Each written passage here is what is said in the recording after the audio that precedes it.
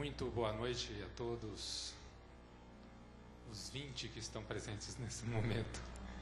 Mas Deus é louvado quando 2 ou mais estão reunidos. E Ele está presente quando nós, com sinceridade de coração, colocamos os nossos pedidos, colocamos o nosso louvor e os nossos bens, todo o nosso ser a seu serviço. Deus seja louvado por isso. Muito boa noite a todos, boa noite a vocês também que nos acompanham pela internet, neste culto de domingo. Este culto de domingo vai ser o início de um culto em que os anciãos da igreja estarão pregando sobre alguns personagens da Bíblia. Hoje o Rafael estará pregando sobre um personagem muito conhecido e eu vou deixar essa surpresa para ele falar quando ele começar. Que Deus possa abençoá-lo ricamente para que nós possamos sair daqui nesta noite edificados. E para começar o nosso culto, nada melhor do que louvarmos com hinos, com canções ao nosso Deus. E eu convido aqui a nossa equipe de louvor hoje para que conduza esses momentos que se seguem.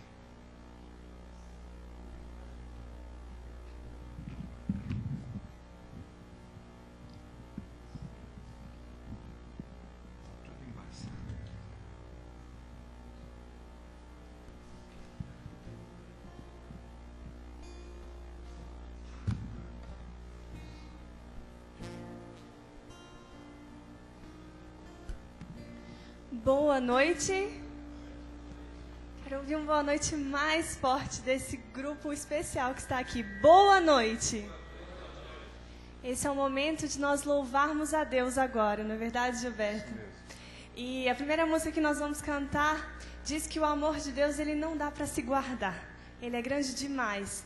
Esse Deus que é Deus do universo inteiro, ele está bem pertinho de nós. Então cante com muita alegria, se isso é verdade na sua vida.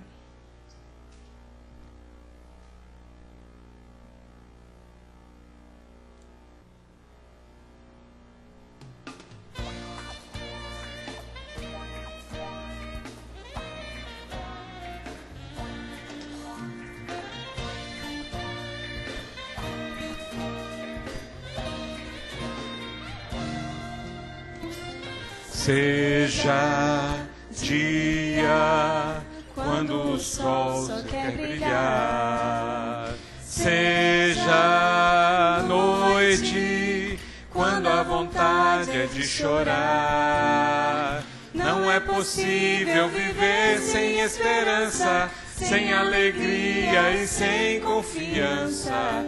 Deus está muito além do infinito, mas está perto de nós. O amor de Deus não dá para se guardar. Quem conhecer jamais se esquecerá. Ninguém mostrou amor tão grande assim. Ele há de ser fiel até o fim. Deus faz tudo.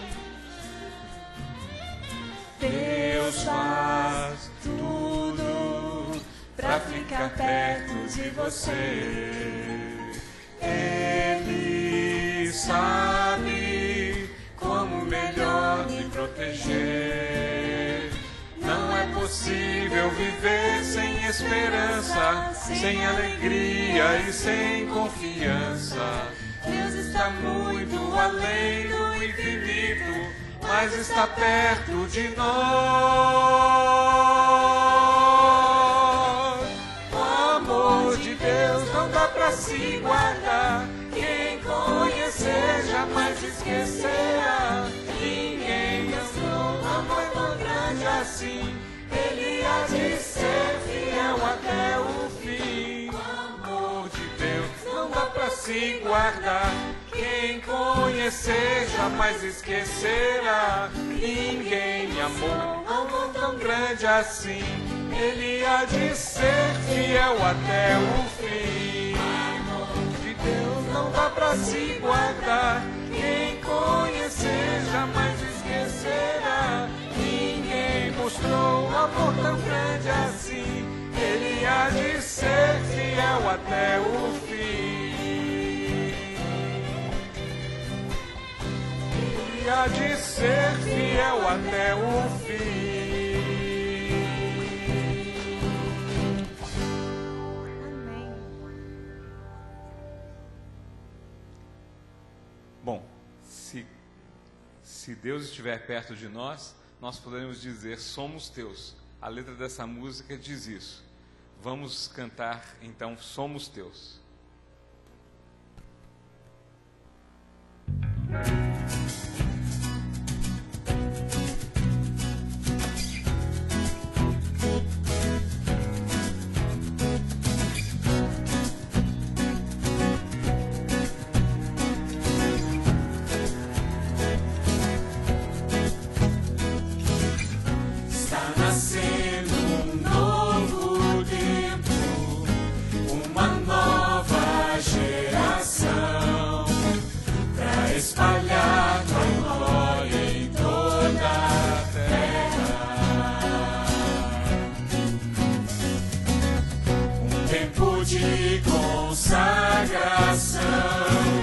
Restauração da tua verdade, para levantar teu nome em toda a terra.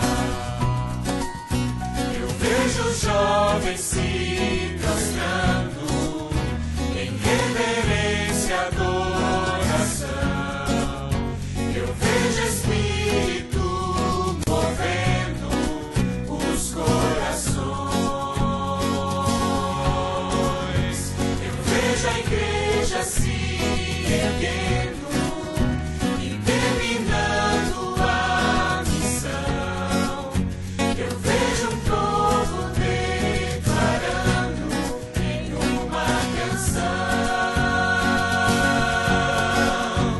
somos teus, Senhor, somos teus, Senhor.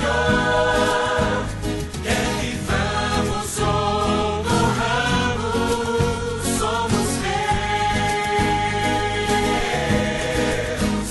Somos teus, Senhor. Somos teus, Senhor.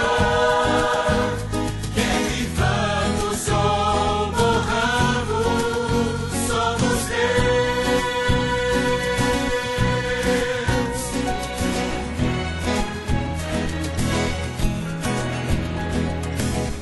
Está nascendo um novo tempo, uma nova geração, para espalhar tua glória em toda a terra. Um tempo de consagração, restauração da tua verdade, para levantar teu nome em toda a terra. Eu vejo jovens se prostrando em reverência e adoração. Eu vejo Espírito movendo os corações. Eu vejo a igreja se erguendo e terminando a missão. Eu vejo um povo declarando em uma canção: somos teus, Senhor. Somos teus, Senhor. Quer vivamos ou morramos, somos teus. Somos teus, Senhor. Somos teus, Senhor. Quer vivamos ou morramos, somos teus.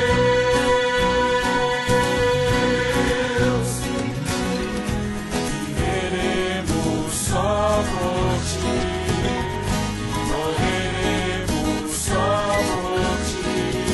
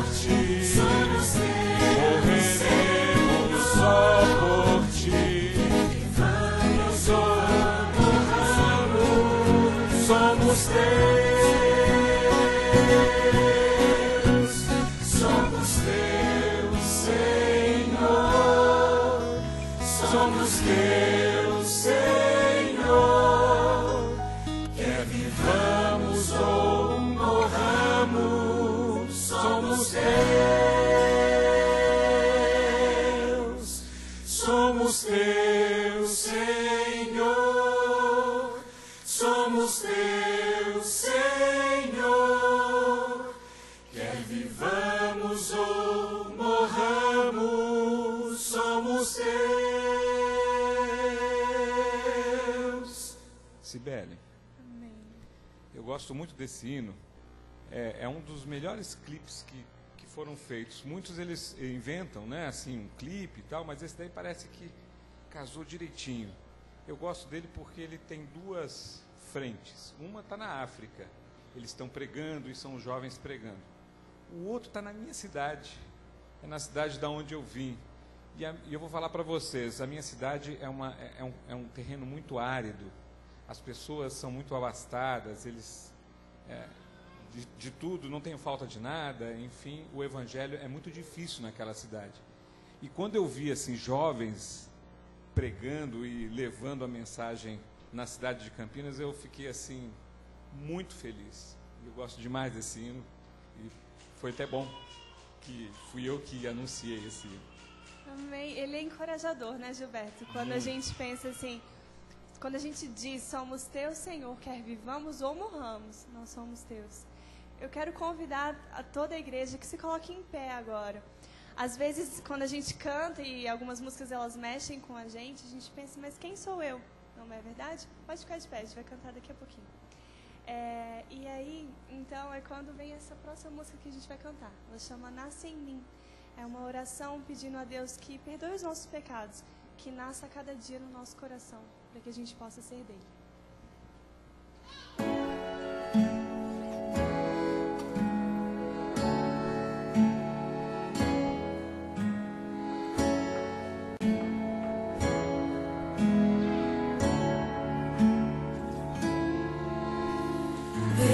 Deus ouve a minha oração, nasce em mim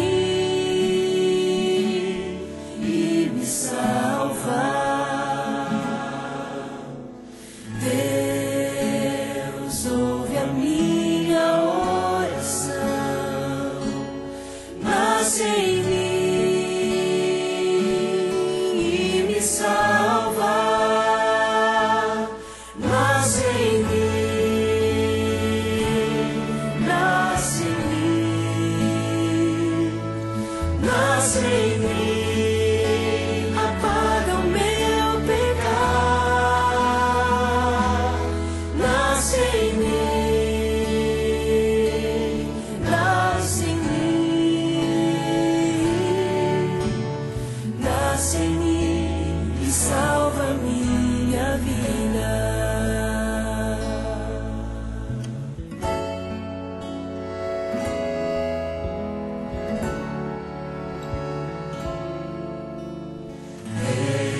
Deus ouve a minha oração,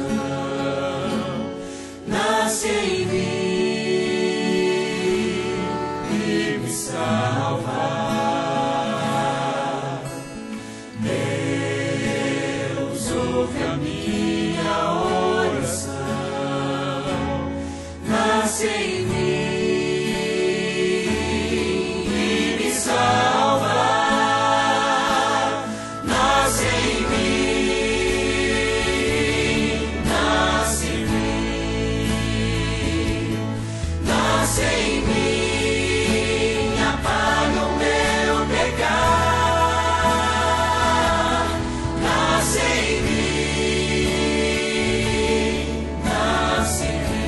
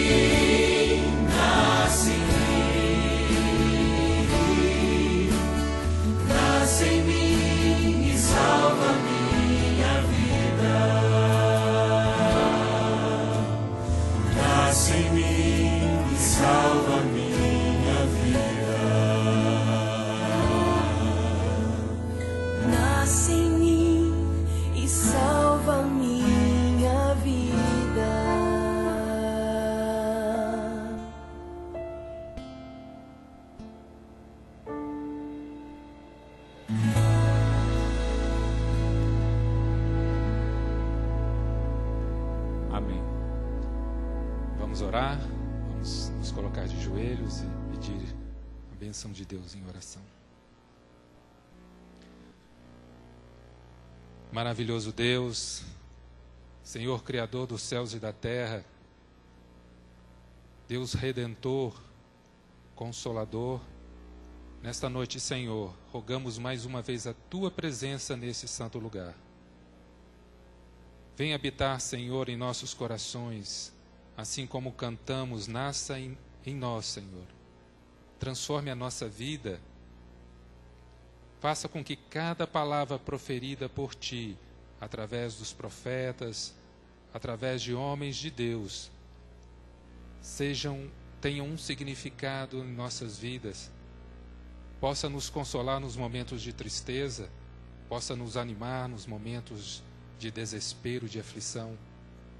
Que o Senhor seja o nosso Deus, que nós possamos sempre confiar em Ti, bendizer o Teu santo nome e louvá-lo, Senhor, porque Tu és o nosso Redentor, o nosso Salvador. Em Ti temos a esperança, Senhor, de encontrarmos com Jesus nas nuvens dos céus e viver com o Senhor eternamente. Perdoa os nossos pecados, Senhor, e vem nos salvar, vem nos abençoar. Que a Tua palavra, ao ser proferida nesta noite pelo irmão Rafael, seja como bálsamo para as nossas vidas. Que o Senhor lance luz sobre nós, sobre nossos corações e nossas mentes. Lance luz sobre também a mente e o coração do Rafael, para que a Tua mensagem corte fundo de vida a nossa alma, que possa produzir toda a transformação pela qual desejamos. Dá-nos, Senhor, a Tua bênção nesta noite, mais uma vez te suplicamos, no doce nome de Jesus. Amém.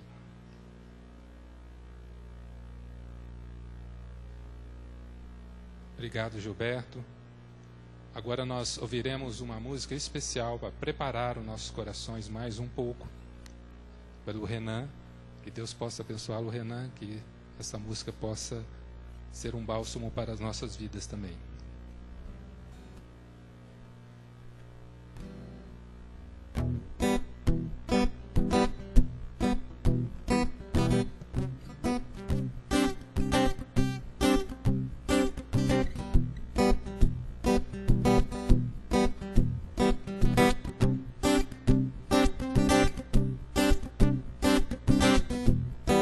Só existe um Deus, um Pai, um Criador.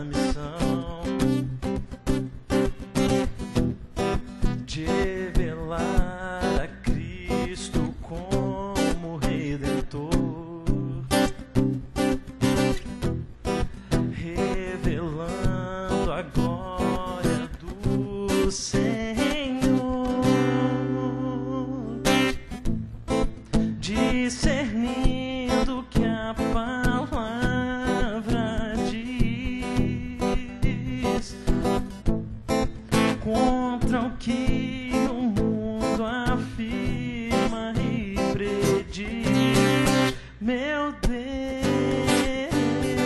santo é o Senhor e Rei, que intercede pelos seus. Ele é fiel, nunca dorme o guarda de Israel. O mundo pode duvidar, mas Cristo se levantará. Ele é fiel, Ele é fiel.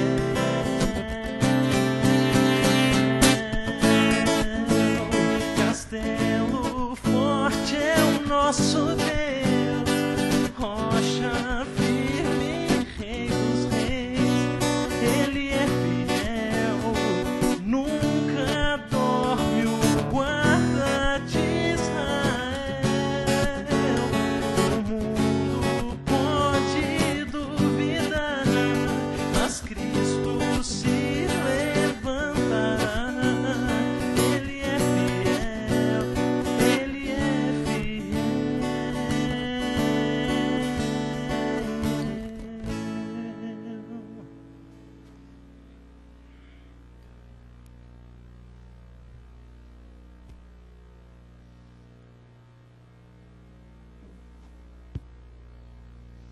Boa noite a todos. Obrigado, Renan, que música maravilhosa, que Deus continue abençoando. E Rangel e Cibele também, que o Senhor foi louvado com as músicas que vocês colocaram à nossa disposição. Boa noite de novo, estou muito feliz de estar aqui, de ver todos vocês. Eu achei que quando nós chegamos a gente não ia ter quem louvasse. Chegou esse louvor maravilhoso. Tivesse quem estivesse aqui conosco, vocês estão aí, muitas pessoas. E eu estou aqui com essa incumbência de passar a mensagem de hoje. E antes de abrir a palavra de Deus, eu quero fazer uma oração, como nós estamos. Pai querido, Deus Todo-Poderoso, nós queremos te louvar, Senhor, porque o Senhor é um Deus maravilhoso, Deus de grandes obras, Senhor, e um Deus de muitas e muitas bênçãos, e sobretudo um Deus de amor. Senhor, envia teu Espírito Santo, que ele possa estar aqui sobre nós e que seus anjos possam nos proteger. Em nome de Jesus é que oramos. Amém. A incumbência que o pastor nos deu durante esse mês e parece que nas próximas semanas foi uma incumbência bastante significativa para a gente. Falar sobre personagens da Bíblia. E sempre é difícil falar sobre personagens da Bíblia, porque tem diversos aspectos, né, em cada um.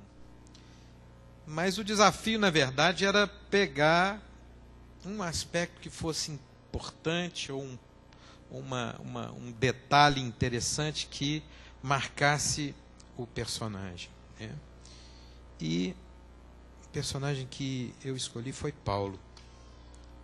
Paulo, o discípulo, o apóstolo Paulo, discípulo, ele mesmo falando o menor de todos. Paulo, de perseguidor a discípulo. Vamos abrir nossas Bíblias em Atos 9, capítulo 9. E me acompanhem, versículo 1 a 9. E me acompanhe na leitura do registro sagrado. Enquanto isso, Saulo ainda respirava ameaças de morte contra os discípulos do Senhor. Dirigindo-se ao sumo sacerdote, pediu-lhe cartas para as sinagogas de Damasco, de maneira que, caso encontrasse ali homens ou mulheres que pertencessem ao caminho, pudesse levá-los presos para Jerusalém. Em sua viagem, quando se aproximava de Damasco, de repente brilhou ao seu redor uma luz vinda do céu. Ele caiu por terra e ouviu uma voz que lhe dizia: Saulo, Saulo, por que você me persegue? Saulo perguntou: Quem és tu, Senhor? Ele respondeu: Eu sou Jesus, a quem você persegue. Levante-se, entre na cidade, alguém lhe dirá o que você deve fazer. Os homens que viajavam com Saulo pararam emudecidos. Ouviam a voz, mas não viam ninguém. Saulo levantou-se do chão e, abrindo os olhos, não conseguia ver nada. E os homens o levaram pela mão até Damasco. Por 3 dias ele esteve cego, não comeu e nem bebeu. Que impressionante esse relato. Quando eu li esse relato pela primeira vez, aquilo me chocou muito. Saulo, quem era esse Saulo? Que Saulo era esse? Eu nunca tinha ouvido falar de Saulo. Eu já tinha ouvido falar de Paulo, de São Paulo, mas de Saulo nunca tinha ouvido falar. E eu li aquilo e a pesquisa que a gente fez, né? Quem que é Saulo? Saulo era um dos líderes judeus que ficaram profundamente abalados com a proclamação do Evangelho eterno. Houve uma comoção geral em Jerusalém com o novo Evangelho, com o que estava sendo colocado, com o que era chamado pelos romanos uma seita. Ele era nascido numa cidade chamada Tarso, por isso chamado Paulo de Tarso, na província da Cilícia, na costa sul da Turquia moderna hoje. E as escrituras nos informam que ele também era cidadão romano, o que lhe dava muitos privilégios. Essa cidade, essa Tarso, ela era um troncamento de estradas romanas, era no sul, no porto. Era uma cidade muito importante, era a capital daquela província cilícia. Ela era muito importante. Nós sabemos também, ou sabemos também, que Saulo era fariseu. Ele era um fariseu zeloso, como ele mesmo dizia, da linhagem de Israel, da tribo de Benjamim. Foi a única que não foi contaminada pelo paganismo, sabia? Foi a tribo de Benjamim. Todas as outras foram, e ele fazia questão de dizer, da tribo de Benjamim.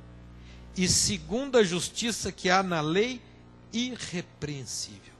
Está em Filipenses 3, de 5 a 6.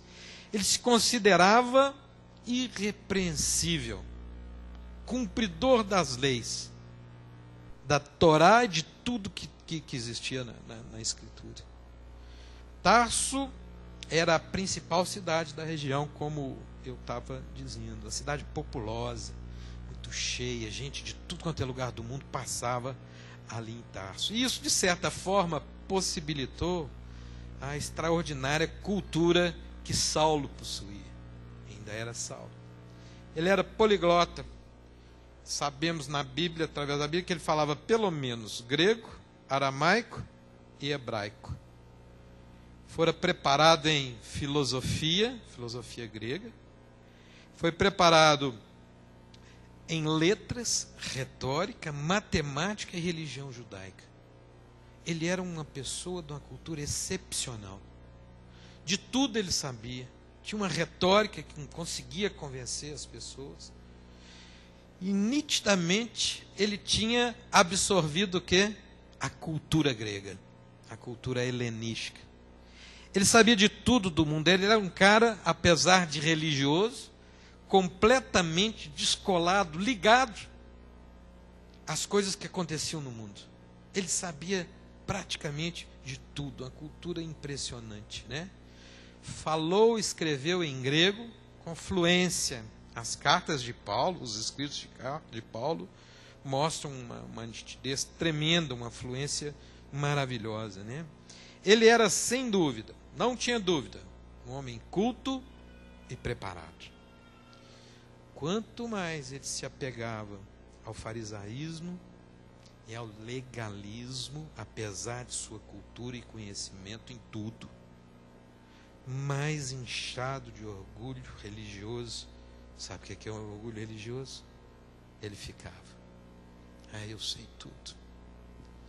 A Bíblia eu sei de cabo a rabo. Eu vou em todos os cultos da minha sinagoga. Eu sou zeloso. Eu tenho no sangue, eu sou da tribo de Benjamim. Eu nasci entre o povo de Deus. A tradição dos pais e a religião baseada na lei, na forma, impediam de conhecer o verdadeiro cristianismo. Que o verdadeiro cristianismo é Jesus Cristo.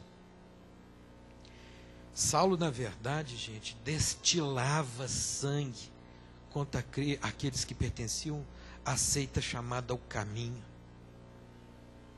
O cristianismo no início era chamado de o Caminho.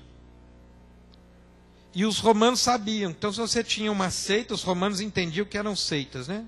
Você tinha o judaísmo em geral, você tinha os fariseus, você tinha os saduceus, tinha os zelotes, e você tinha aquele pessoal que ficava no Mar Morto, que é o nome deles que ficavam também, uma outra seita, o nome está me faltando aqui agora, mas eram basicamente essas 4 seitas que eram as principais. E você tinha agora quem? Os do Caminho. E era impressionante como ele perseguia. O Caminho tinha o quê? Os seus seguidores, os discípulos. E esses discípulos, na mentalidade de Paulo, do que Paulo achava, deveriam ser exterminados de qualquer jeito. E era isso que o jovem, ele era jovem, um varão jovem considerado pelos rabinos como altamente promissor. Chegou a ser membro do Sinédrio, mais importante congregação eclesiástica dos judeus aqui naquela época. Ele queria acabar pela raiz o novo ensino, se fosse necessário, com o quê? Com punição exemplar, e se possível, até com a morte mesmo dos seus membros. Acabava com a seita. Queria matar a todos. Não existia argumentação ali, tudo era a ideia dos judeus, não era possível argumentar. Ele mesmo tomou parte saliente, preponderante no julgamento e condenação de Estevão. A execução de Estevão, que está em Atos, está lá no capítulo 7, depois é muito importante dar uma lida nesse capítulo 7 de Atos. É o testemunho de Estevão. E abriu a grande perseguição em Jerusalém, na Judéia. A partir da morte de Estevão, ficou aberta a perseguição na Judéia. A única forma que os seguidores de Cristo encontravam para ter segurança, sabe como é que era? Com a fuga. Eles tinham que ir embora de Jerusalém, tinham que sair da Judéia, não era possível. A gente imagina, quando a gente está sendo perseguido, eu vou fugir, mas eles tinham que fugir com tudo. Tinham que abandonar o trabalho, tinham que abandonar a casa, que muitos anos que eles tinham ali, a tradição, tudo, sair, os parentes, e ir embora para outra cidade. Era a única forma de ter sossego, de ter segurança. Eles abandonavam tudo e se mudavam para um novo lugar. Se mudavam, mas estavam sempre confiantes no Espírito. Entre as cidades que eles fugiam, os perseguidos, se encontrava a cidade de Damasco. Damasco ficava mais ou menos 160 quilômetros de Jerusalém. Naquela época, você conseguia fazer essa jornada, 160 você conseguia fazer em 30, 60, 90, 4, 5, 6, talvez em uma semana e meia viajando a pé. Talvez uma semana e meia, num ritmo bom. Para lá, foram muitos perseguidos. Lá eles achavam que estavam em segurança. Mas para lá, quem que se dirigia? Saulo de Tarso. Ouviam falar em Saulo de Tarso, os cristãos arrepiavam. Meu pai me contou uma história uma vez. Papai fez 17 anos, a Segunda Guerra acabou. E ele, 1 ano depois, foi para o exército. Mas um amigo dele, que era 3 anos mais velho do que ele, foi para a guerra, na Itália, com os brasileiros.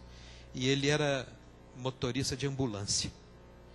E quando eles ficavam sabendo que a SS estava por perto, eles simplesmente horrorizavam e fugiam. Se a SS estava para o norte, eles iam para o sul. Iam mesmo, largavam tudo absolutamente, os comandantes colocavam, porque eram soldados que impingiam um horror tremendo. Isso era o que acontecia quando ouvia que Saulo de Tarso estava por perto.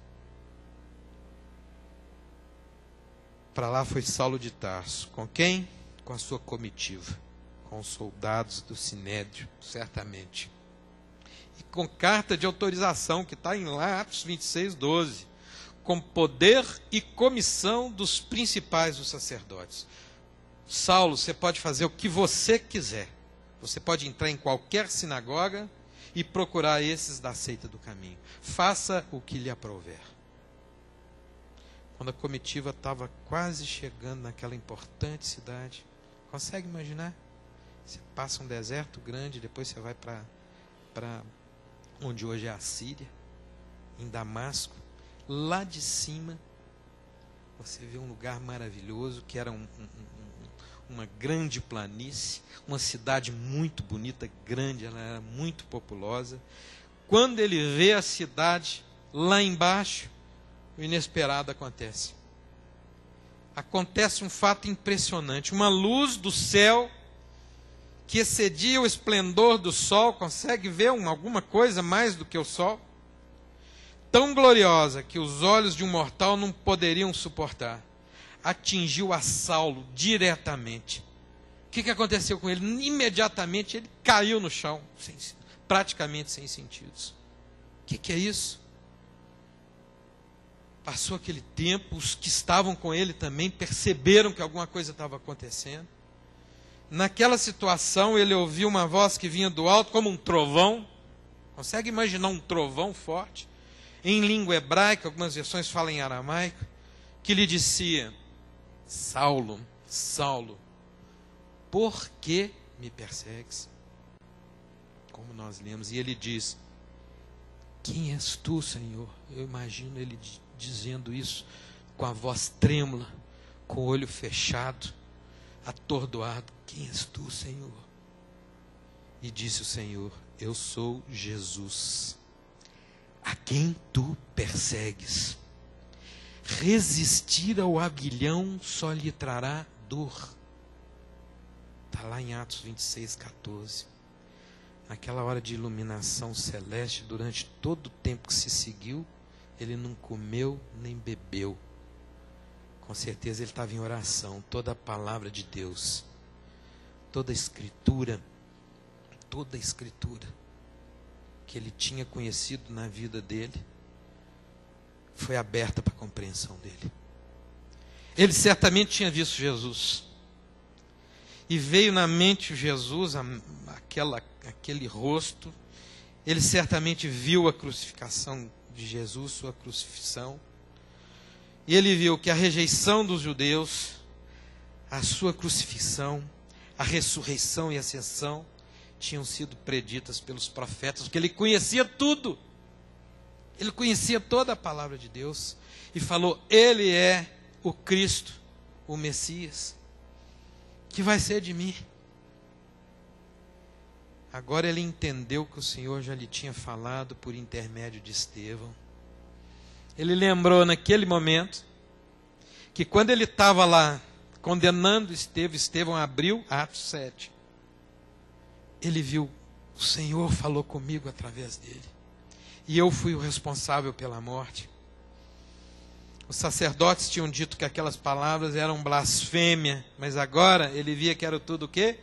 Verdade. situação, amigos. Imagina ele caído ali por terra. Não tem nada de cavalo, viu?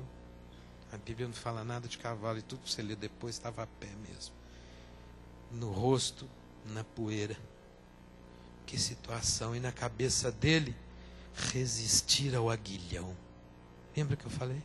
Lembra que o registro fala isso? O que é aguilhão? O que é isso? Você sabe o que é aguilhão? Eu não sabia. Não. Nós aqui do meio urbano, né, os pós-modernos, não sabemos. Mas eu trouxe aqui para vocês um aguilhão. Vocês querem conhecer um aguilhão? O que é um aguilhão?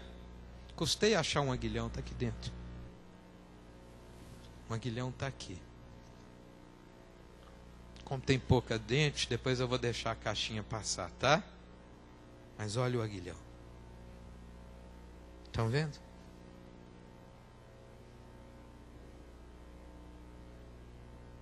É uma ponta bem afiada de um lado e do outro. De aço. Na época era de ferro. Um ferro, uma espécie de ponta. Esse é um aguilhão. Isso aqui é muito usado, sabe como? Nas fazendas. Você pega uma vara grande. Essa parte mais comprida você enfia na vara. E essa outra parte fica com a ponta para fora. Está vendo? Consegue ver o aguilhão? Pontudo aqui. Machuca a gente se a gente pegar. Resistir ao aguilhão. Isso era um provérbio grego a respeito, sabe de quê? Da resistência inútil. Assim agindo, o boi só consegue o quê? Machucar. Se o boi resiste ao aguilhão, vai boi. Ele só vai machucar. Muito boi resiste e se machuca. Mas o boi esperto, vamos dizer assim, não se machuca. Saulo de Tarso, depois simplesmente Paulo, rendeu-se inteiramente ao poder do Espírito Santo. Viu os erros de sua vida e reconheceu a amplitude dos reclamos da lei de Deus. Atos dos Apóstolos, página 119. Vou repetir o que aconteceu. Da escritora Ellen White. Rendeu-se inteiramente ao poder do Espírito Santo. Viu os erros de sua vida e reconheceu a amplitude, o tamanho dos reclamos da lei de Deus. Ele viu que agora ele não podia mais resistir ao aguilhão. A lei mostrando, a palavra de Deus mostrando como se fosse um aguilhão, e ele resistia. O orgulhoso fariseu, confiante na justificação pelas obras, o que eu faço, o que eu não faço, o que eu devo fazer, não mais resistiu e aceitou a graça vindo de Jesus, suplicando os méritos de um Salvador, crucificado e ressurgido. Seu anseio era, sabe para quê? Pelo perdão e aceitação. Em Atos dos Apóstolos, página 120, está assim. E assim elevava ferventes súplicas ao trono da graça. Ele deixou tudo de lado. E falou, agora não, agora é a palavra que vai me orientar. Agora eu não quero mais. Eu vou aceitar, não quero mais. Eu quero meu orgulho lá embaixo. Eu quero ter outra visão do que eu tenho. Não só as obras do que eu faço. Se eu vou na sinagoga, que eu não vou, que vão seguir. Amigos, qual que é a nossa estrada de Damasco? Será que a gente ainda está resistindo ao aguilhão? Agora não tem desculpa, todo mundo sabe o que é um aguilhão. O que é que está pegando a gente que a gente está resistindo? E está se ferindo? E que o coração dói? E que a gente acha que aquilo não era para ser desse jeito, tinha que ser do outro?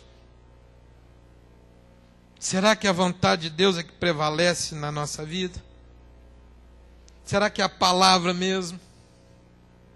Será que eu me dedico ali para a palavra? Eu tenho o aguilhão da vida me espetando? Aonde vai ser a minha estrada de Damasco? Será que eu preciso prostrar no chão, ser derrubado? Para mostrar o que é a verdade para a gente, mesmo você jovem? Por que você resiste? Será que você precisa experimentar tudo que existe para você quebrar a cara no chão, como nós muitas vezes já quebramos? Por isso que eu tenho essa cara feia aqui, de tanto que eu já caí no chão e quebrei a cara. Será que eu e você ainda precisamos da ajuda do Espírito para nos convencermos do pecado? Sim, nos convencer do pecado. De que não temos justiça própria, não é a nossa solução, e que precisamos de um Salvador. Será que eu preciso de um Salvador? Um Salvador pessoal? Eu preciso. Eu quero o Espírito Santo na minha vida. Porque sem Ele eu não vou entender que eu sou um pecador. Eu vou sempre me justificar. E eu me justifico. Eu sei que não é o caminho que está ali. Me justifico, aí acontece o quê? O pecado contra o Espírito Santo. O pecado é tão bem justificado que nós somos craques para justificar as nossas transgressões. Ele fica tão bem justificado que ele não é mais pecado para nós. Esse é o pecado contra o Espírito Santo. Você não precisa do Espírito Santo. Eu preciso. Você também precisa. Será que eu preciso me converter verdadeiramente ao Senhor? De verdade? Conversão verdadeira? Conversão verdadeira é aquela que você anda para cá e vira para cá. Será que eu estou convertido? Será que os meus amigos são os mesmos? Todos eles? Será que eu ainda faço as mesmas coisas? Deixo de fazer as mesmas coisas? Será que a igreja para mim é só uma casa? Um templo, um lugar onde é que eu vou? A verdade, eu não sei nem para que eu vou ali. Eu acho que a minha família já vai há tanto tempo que eu vou também. Ou então me falaram que eu tenho que ir, eu vou. Amigos, eu preciso me converter verdadeiramente ao Senhor, porque nós somos, sabe o quê? Vasos escolhidos para Ele. Ele nos escolheu. Muitas vezes a gente não tem essa noção, mas Ele nos escolheu. E temos o quê? Uma missão, um propósito. E o propósito é dele, não é nosso mais. Vocês acham que nós estamos aqui à toa? Tem um propósito, você veio aqui ouvir essa mensagem que está na Bíblia, que não sou eu aqui, isso é o que está na palavra. O Senhor dirige pecadores à sua igreja. E por Ele, esses pecadores são feitos como que instrumentos de luz para o mundo. Entende isso? É o Senhor que traz as pessoas à igreja. Não é esse templo, não. A igreja entendida como a congregação dos filhos de Deus. Nós temos filhos de Deus em vários lugares. A congregação real, remanescente, essa sim. Então, esses pecadores que ele traz, são só pecadores que todos pecaram, são feitos como que instrumentos de luz para o mundo. Saulo foi levado à igreja de Cristo, na estrada de Damasco. Foi ali que ele foi para a igreja de Cristo. Ele achava que ele estava na igreja de Deus. Ele tinha impressão, ele fazia tudo certo. Ele sabia tudo demais, o que falasse ele estava sabendo. Ali começou o seu trabalho missionário maravilhoso. Não mais resistiu ao aguilhão. E o trabalho dele começou com oração. Também pudera, cego, tonteado. Toda a vida dele, de repente, mudou, foi convertido. Ele começou com oração. Amigo, minha amiga, meu irmão, minha irmã que está aqui. Deus quer te conceder uma nova natureza. Um novo homem, uma nova mulher. uma nova vida. Você acha que isso não é possível? Isso é totalmente possível, não importa o que está acontecendo com você.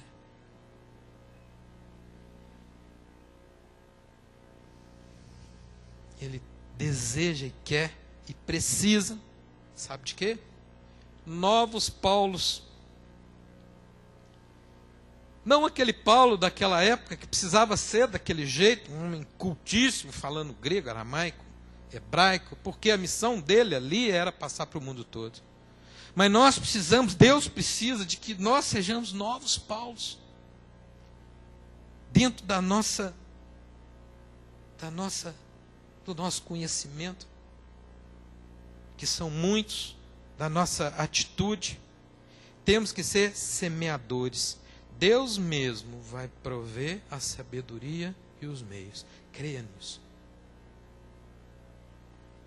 Se cremos e obedecemos, e a gente já caminhando para o final, se cremos e obedecemos, e para obedecer de verdade e com amor, eu tenho o quê? Comunhão, oração, estudo da palavra de Deus. Porque só assim nós conhecemos nosso Salvador Jesus. Como eu vou conhecer o nosso Salvador Jesus sem eu estudar a palavra de Deus? Como eu posso, se eu não souber algo, fazer igual o etíope disse para Filipe? Filipe perguntou para ele: você está entendendo o que você está lendo aí? Ele falou: não, se alguém não me explicar, como é que eu vou entender? Quem sabia o que era aguilhão? Eu não sabia. Agora eu sei.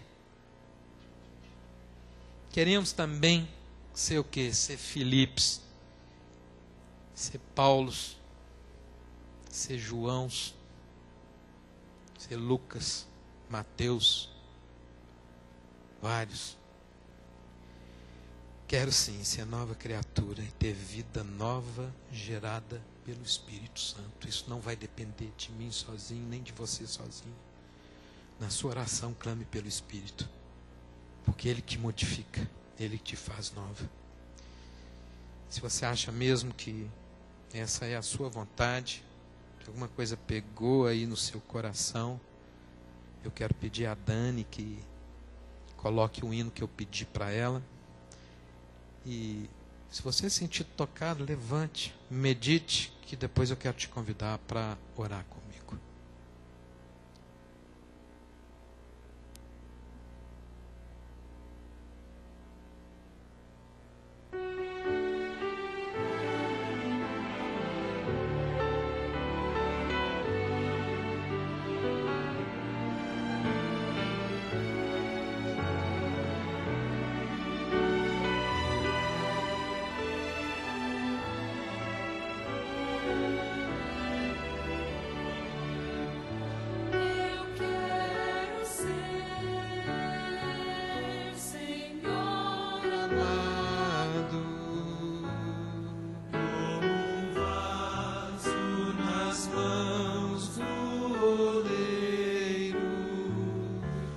Pra minha vida e faça de novo.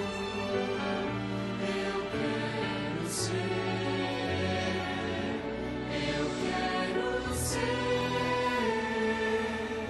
um vaso novo. Faz teu querer, Senhor amado.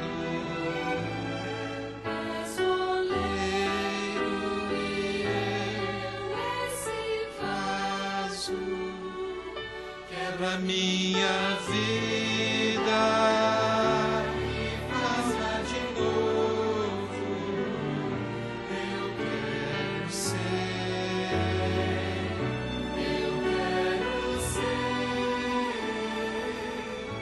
um vaso novo.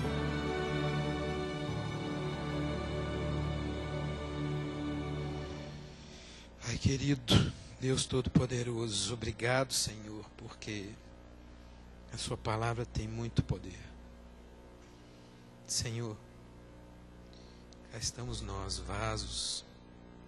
É verdade, Senhor. Vasos não preparados. Vasos defeituosos.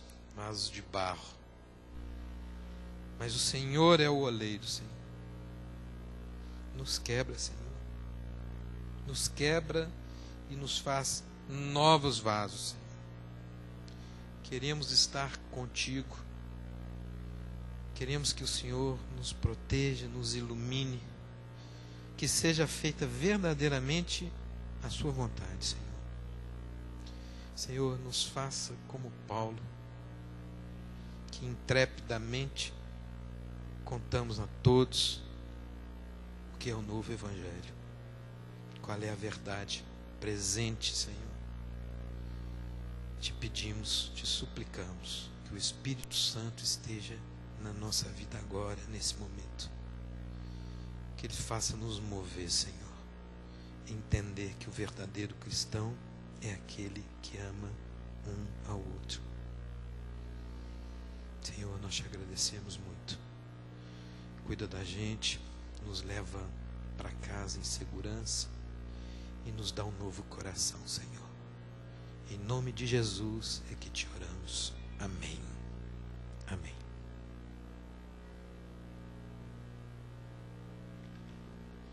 Cumprimente o seu irmão do lado, deseje-lhe uma boa noite e convide-o para estar aqui no próximo domingo no Verdade em Foco, para que nós possamos mais uma vez elevar o nosso louvor ao nosso Deus. Uma boa noite a todos e que Deus os abençoe.